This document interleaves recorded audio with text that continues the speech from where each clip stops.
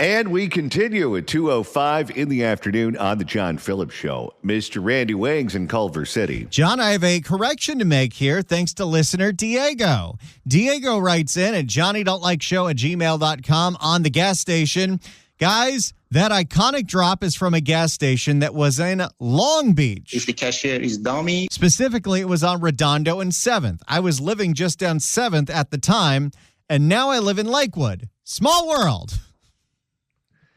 Boy, it sounds like that guy has great choices for gasoline.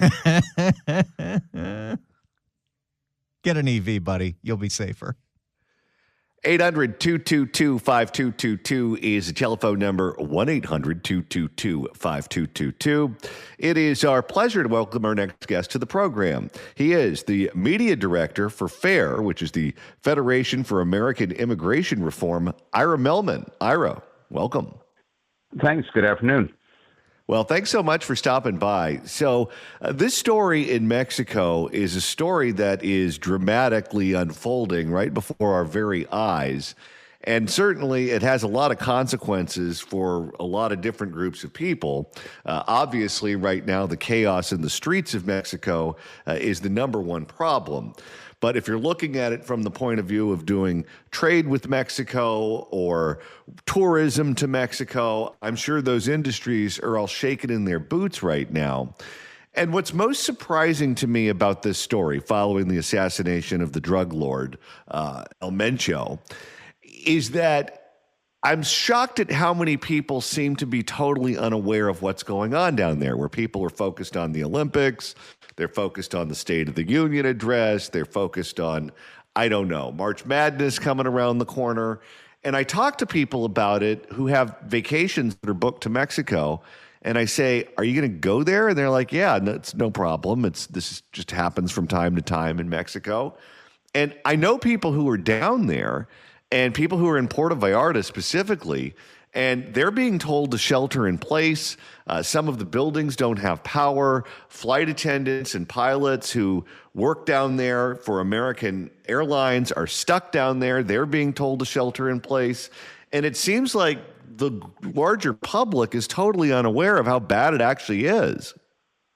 Well, this has been coming for a very long time. You have these cartels that have been moving drugs into the United States for years, for decades. These are powerful organizations. They are armed, in some cases, better than the police and better than the military in Mexico. They've been fighting each other for supremacy. And also, you have to remember that they have operatives here in the United States. The drugs that have been coming across that border are being distributed by people who work for those cartels here in the United States. So, yeah, I mean, we need to be very, very concerned about Americans and others, including the people of Mexico who are caught in the crossfire down there. But this has the potential to spill across the border as some of these gangs start fighting each other here on U.S. turf. And, this could not come at a worse time. You have the Department of Homeland Security, which was set up for precisely this sort of scenario. It is partially down at this point because the Democrats are refusing to fund DHS until they get huge concessions on ICE and where they can go, essentially take us back to the Biden administration. So, it is a mess, obviously, in Mexico, but the potential for danger here in the United States also exists. Do you think the cartels want to stay away from angering the Americans, whether it be American tourists or business people in Mexico, or allowing the violence to spill across the border? Because if suddenly you end up in the crosshairs of the American military, that's very different from being on the wrong side of the Mexican military or the Mexican police, where they have many associates in different places. Well, they've sort of been keeping it together for quite some time. I guess some kind of tacit agreement between the cartels and the Mexican government. Tourism, obviously, is a big part of the Mexican economy. They didn't want to do anything that might deter people from vacationing and spending their money in Mexico. But obviously, the turn of events over the past few days indicates that this may be an all-out war. You hear reports in the media that it may get worse before it gets better. So, Claudia Sheinbaum needs to get control of what is going on down there. She is the president of Mexico, and she has to be able to demonstrate that she has control of that country. Look, the United States, I suspect, will only get involved if our interests are directly harmed by this, if it starts to affect Americans. But, this is something that we need to help the Mexican government do the best they can to control the violence down there and to restore order. Apparently, the cartel has named a successor to El Mencho, and the successor is a man who was born in Orange County, California. He's from Santa Ana, right here in Southern California, and now he is leading the cartel. What do we know about him, and are you surprised to see an American-born person running one of these cartels? Not at all. As I mentioned earlier, all of these gangs have operatives here in the United States. They have been doing business here for a long time. It's a multi-billion-dollar business, and they have their people in this country, some of whom may have been born in the United States. I don't know much about his successor here, but I do know that, he is probably somebody who is very dangerous. And it just indicates, we have had open borders for so long that it's been easy for these criminal cartels to bring people into the United States to make sure that their drug operations here are controlled by them. I was reading about this particular cartel. Not only do they traffic drugs into the United States, including fentanyl, meth, cocaine, all the drugs you would expect them to bring into the country, but they also have large warehouses in Mexico where they have call centers where they call American seniors trying to sell them timeshare operations, and they steal their money. They steal all of their life savings through fraudulent telemarketing calls. I guess that's a huge part of this operation. In addition to that, he plays in the taxi cab game in Mexico. So whenever you go there on vacation and you hail a taxi to get from the airport to your hotel or whatever, he gets a cut of that too. Yeah, criminals are criminals. They'll make a buck any way they can. If you want to buy drugs, they'll sell you the drugs. If you don't want to buy drugs, they'll try to fleece you out of your life savings. This is par for the course. And again, it's one of the reasons why we need to secure our borders. That has happened over the past year. I mean, you can only imagine how much worse this would have been a year or a year and a half ago when we had wide open borders. At least now we have some control. For the time being, even with the partial shutdown of DHS, there is money available for the Border Patrol and for ICE to do their job. But we really need in the interior of the country for ICE to be out there finding the operatives of these gangs that are here in the United States and removing them from the country or putting them in prison if we can charge them with something. So, again, DHS was created for a reason. This is their moment. This is precisely the sort of situation that the department was created for. And we're dealing with an agency now that is not operating on all 8 cylinders. Is there anything legally that Trump can do to force the blue states to allow ICE into the jails and prisons? Because one of the things that happens in the jails and prisons that's good from our point of view is what gangs these individuals are members of because they're in your custody. You have a lot of information on them. You can observe their behavior. You can observe their communication. You know exactly what you're dealing with.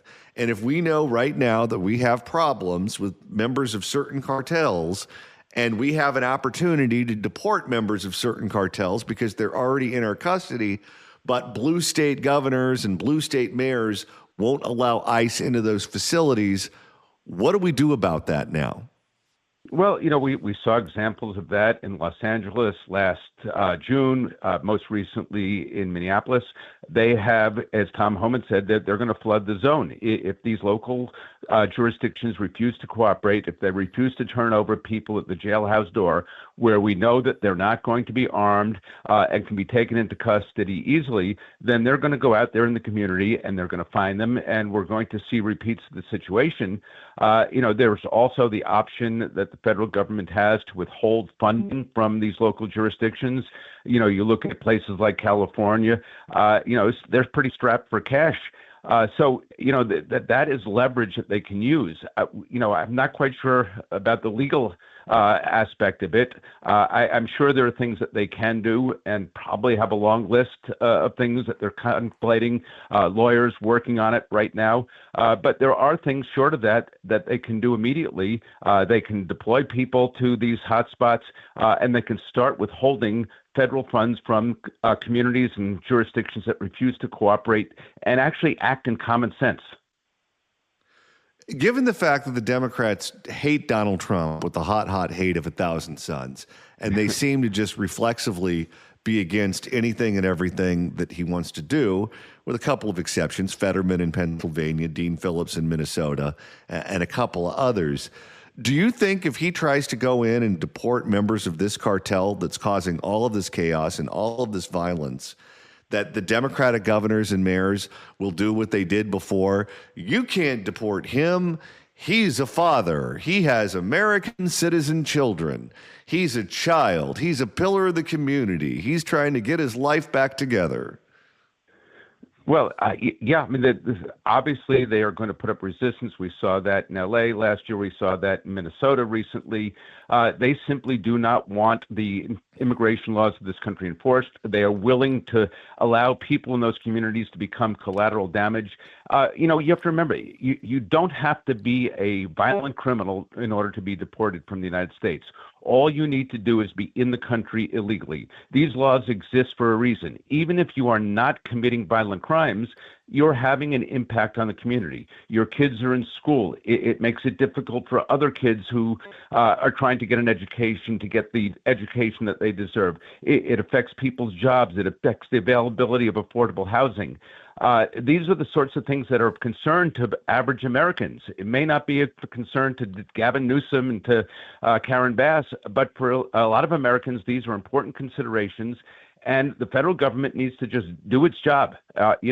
They can expect no cooperation from California or from Los Angeles, but they do have the authority anywhere in the United States to enforce the laws of the United States.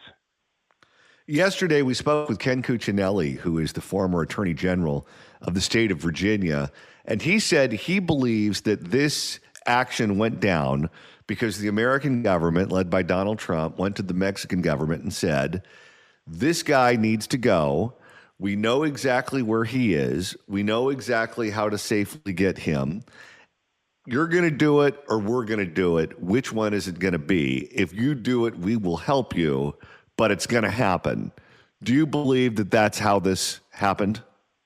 It very well could. I mean, everything that we've seen indicates that Sheinbaum operated on information that was provided to her by the American government, by American intelligence services. And quite frankly, the government of Mexico and the government of the United States both have interest in taking out these cartel leaders. They are wreaking havoc, not just in Mexico, but in the United States as well. And in the long run, it serves the mutual benefit of both the United States and Mexico to get these guys behind bars and to restore the power of the government to operate things there in Mexico. You may not be perfect, but they're a lot better than the criminal cartels. Now that a replacement has been named for the leader of this cartel, how important is it to get him too? Well, it's, any one of these guys that they can get is important.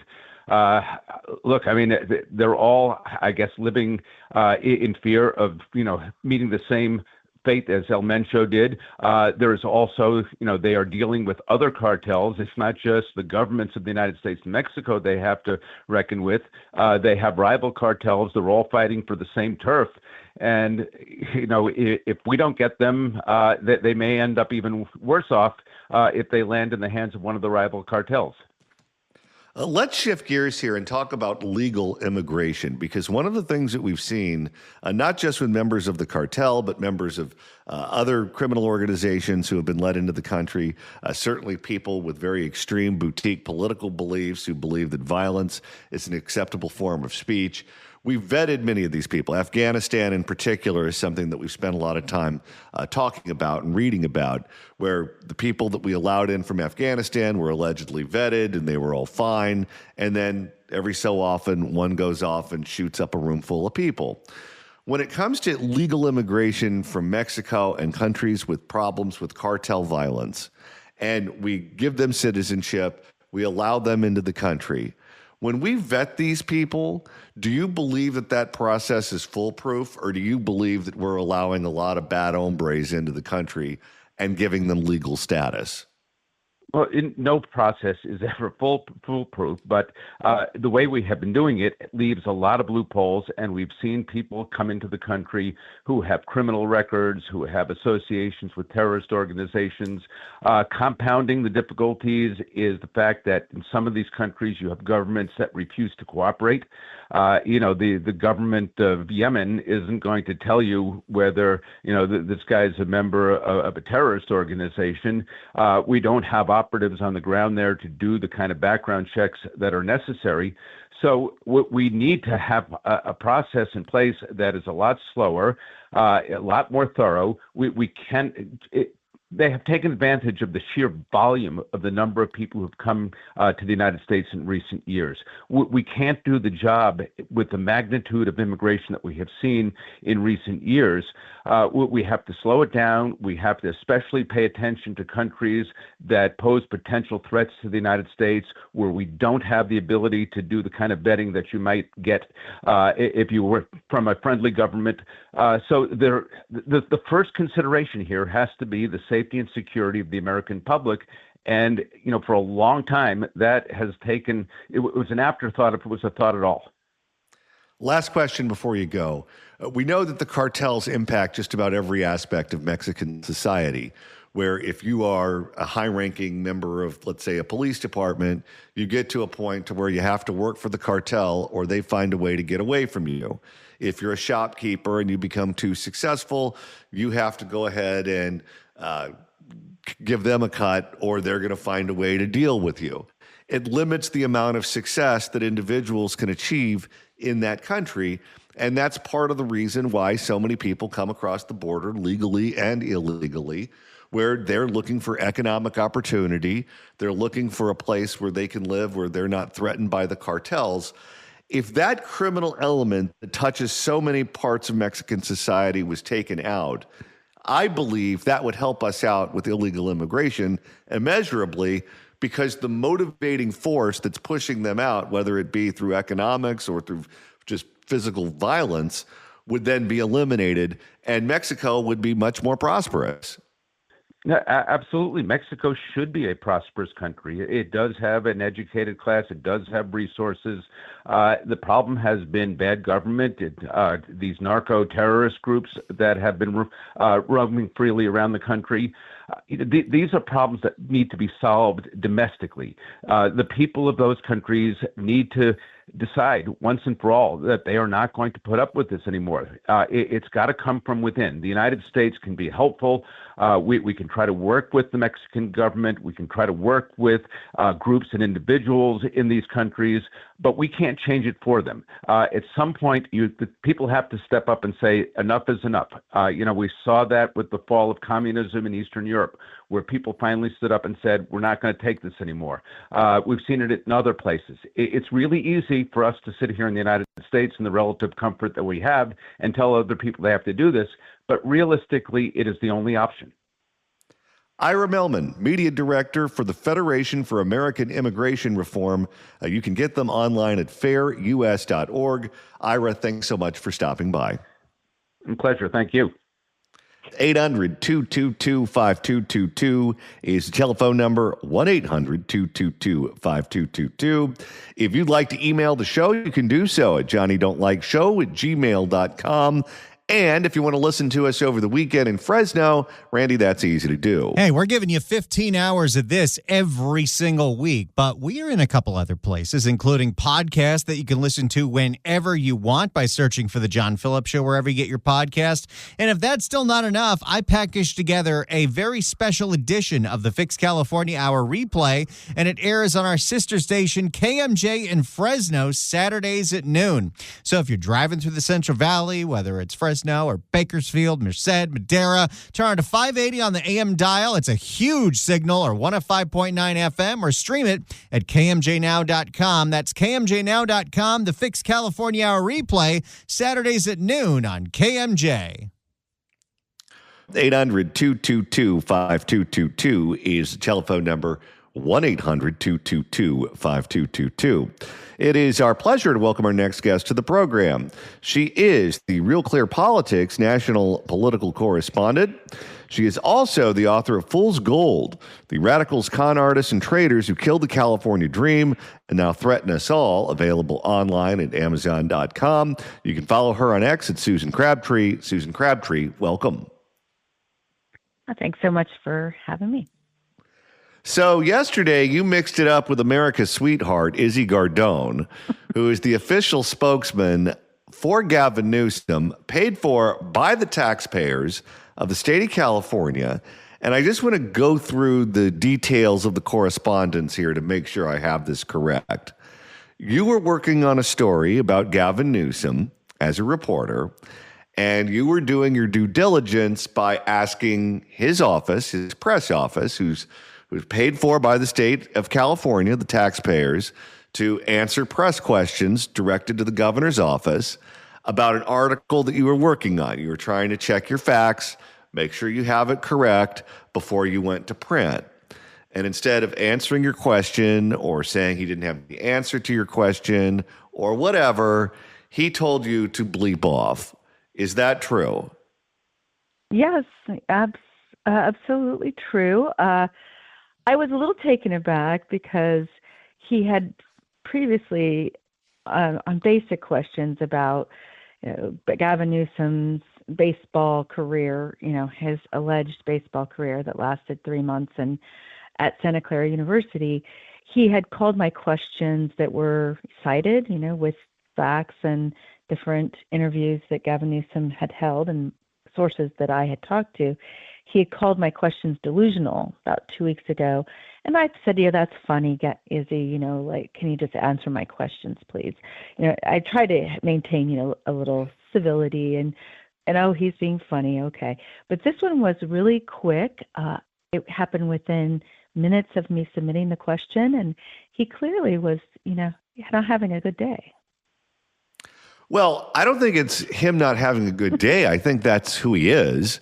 And I think Newsom hired him exactly for that Newsom wants to, quote unquote, flood the zone. They want to challenge every article that's written about them. I talk to people at the California Post. I talk to people at Fox News. I talk to people in various shops around town. And they say that they get requests for retractions just about every day, sometimes multiple times a day, by Gavin Newsom's office, specifically this guy and a couple of other people. And anything that's out there that they don't like, they're demanding that you take it down. And frequently, the cases that the story is accurate, they just don't like it, and they try to bully you into taking it down. And that seems to be how they operate. Yeah, I mean, you can't force someone to take something down that's true.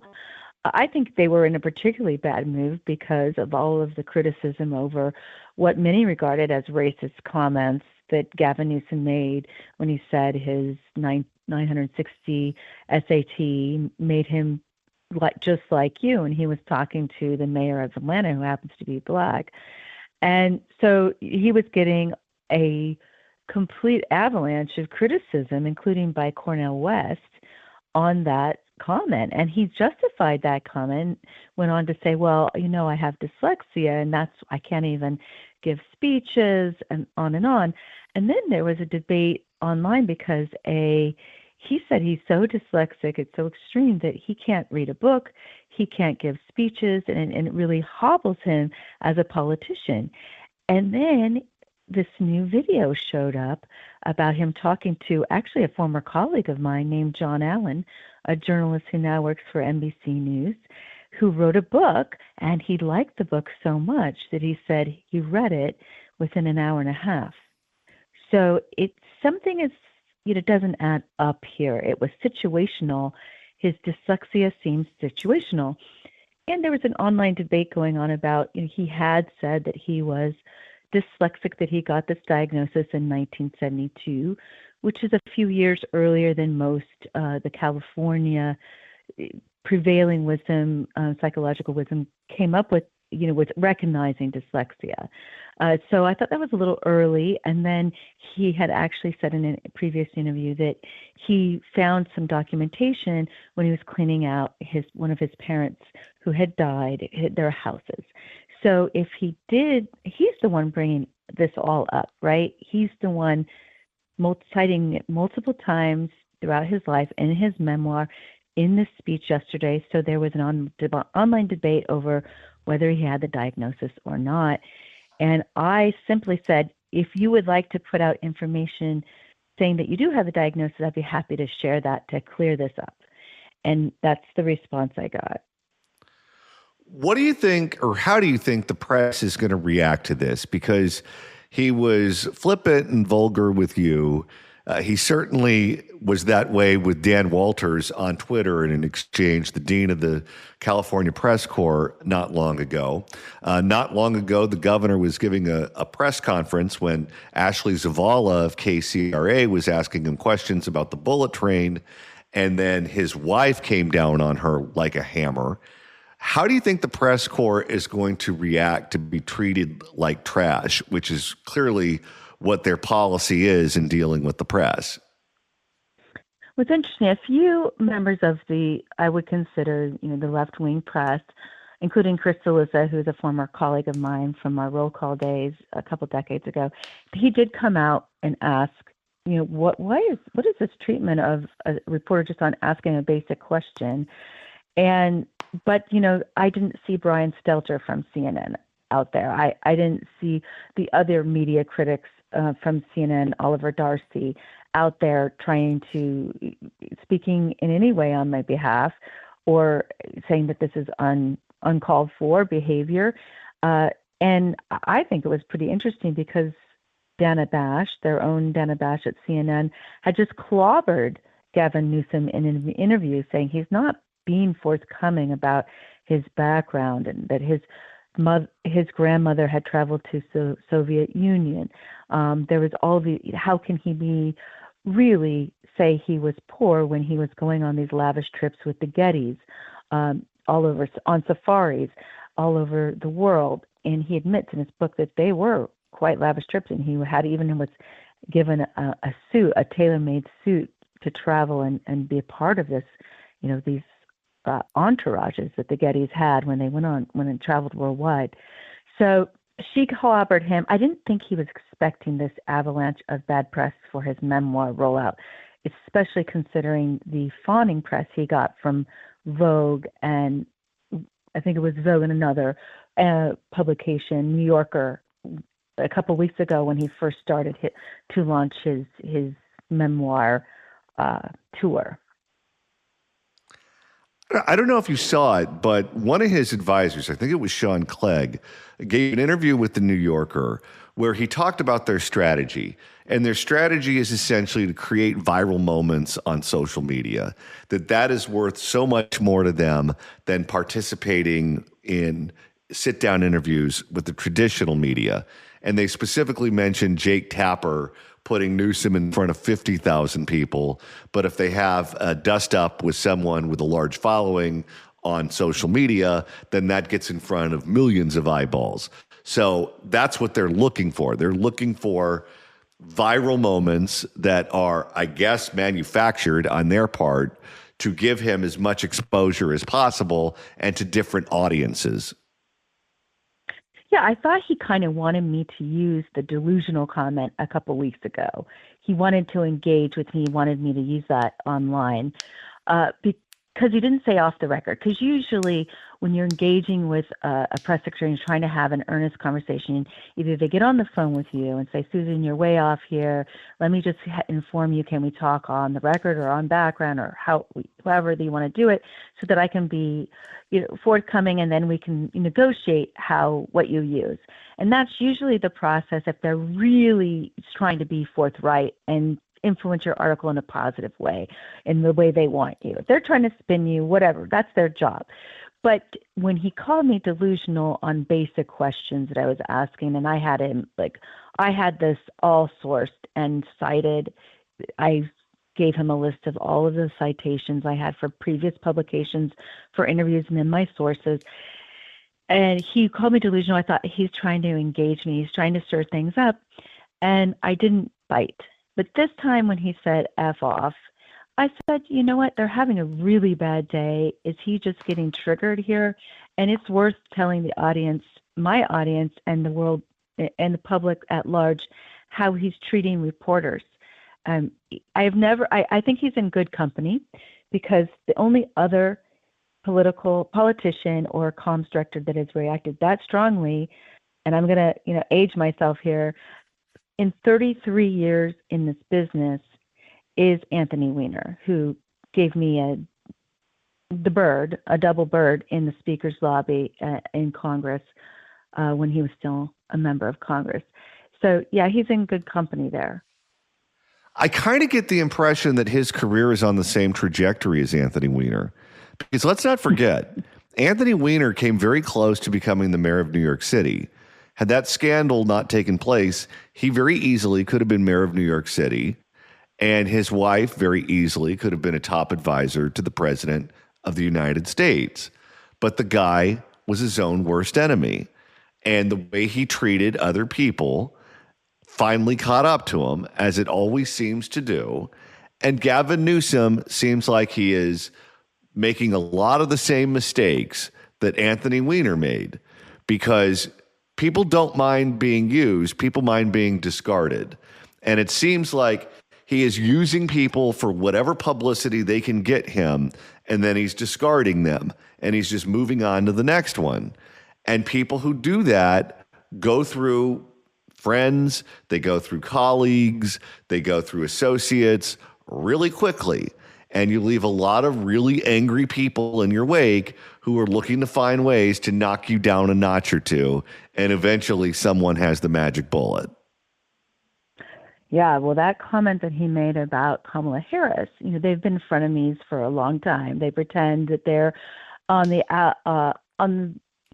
outside looking in, that they're okay with one another, but you see him sort of jabbing her now and again, even at the DNC convention in 2024. You saw them, I'm supposed to say this is a democratic process with a small d. I'm supposed to be okay with this coronation of Kamala Harris. Now you saw that in just overnight, you saw him take another jab at her. So, we wouldn't know Kamala without knowing Willie Brown. Same could be said for Gavin Newsom, although he had the Gettys on his side too, and the Pritzkers and and the Pelosi's and the Browns, the big four families of San Francisco. But Willie Brown was instrumental in appointing him to his first political position. And unfortunately for Gavin Newsom, that was traffic commissioner. And he was not very happy with that position, but he had a fundraiser for Willie Brown at his Balboa Cafe, and this is what happened in response to that, and most likely his father's urging. So he got this traffic commission, and then that springboarded him to the Board of Supervisors appointment when the next vacancy happened, and then that led to the mayoral race. He had Willie Brown's support the entire time. And the most wild thing that I researched about Willie Brown in my book that not a lot of people know, the book Fool's Gold that I wrote with my co-author Jed McFadder, is that Willie Brown was known for at the time, and people forget this, that he appointed Jim Jones of the Drink Your Kool-Aid, fanatical, just complete bizarre leader who ended up killing hundreds of people and children with his Drink the Kool-Aid down in Guyana mandate to be part of his, I can't even say it, it's just a complete mockery of any type of religion. He appointed him to his housing director, if you can believe that. And he was using the People's Temple to campaign on behalf of candidates that he liked. He was even advocating for Jim Jones to the Cuban regime. There are letters out there that said that to Castro, Fidel Castro speaking fondly of Jim Jones, and he even gave a letter of recommendation to the president of Guyana for him to build that retreat down in Jim Jones, where he ended up, all those people committed mass suicide at the same time by his instruction. For any other person in politics, this would be career ending. But Willie Brown survived to create both Kamala Harris's career, to springboard that career, and Gavin Newsom. And they're both cut from the same far left and unvetted cloth in San Francisco. Well, if they're both cut from the same cloth, she ran for president and lost to a Republican. Democratic voters are going to have to ask themselves, why should we go with someone from the same cloth and lose a second time? Right. And so he's also alienating all of her voters. So she still has somewhat of a following. So he's, by jabbing her like that and saying, oh, she wouldn't exist but for Willie Brown, it raises his own issues with Willie Brown and also alienates anybody who supported her last time around, which, most Democrats did. So, I just don't know if I want to say pathological nature is getting in the way of his own political goals here. He cannot get out a way. He cannot just be disciplined on the trail and just say, this is why I'm running. These are the policy accomplishments. Of course, he can't point to those in California because there are so many failures under his watch. Include all of them. Your listeners are very aware of all of them. Highest taxes, highest in insurance, highest homeless, highest gas prices, highest energy prices. It can go on and on. Highest cost of living. So what is he going to cite as his success story? Instead, he's just anti-Trump, and he's mimicking Trump, but he is a very bad copy of the original. Susan Crabtree. She is the Real Clear Politics national political correspondent and author of Fool's Gold, The Radicals, Con Artists, and Traitors Who Killed the California Dream and Now Threaten Us All, available online at Amazon.com. You can follow Susan on X at Susan Crabtree. Susan Crabtree, thanks so much for joining us. It's my pleasure. Thanks so much for having me. Take care. It's The John Phillips Show.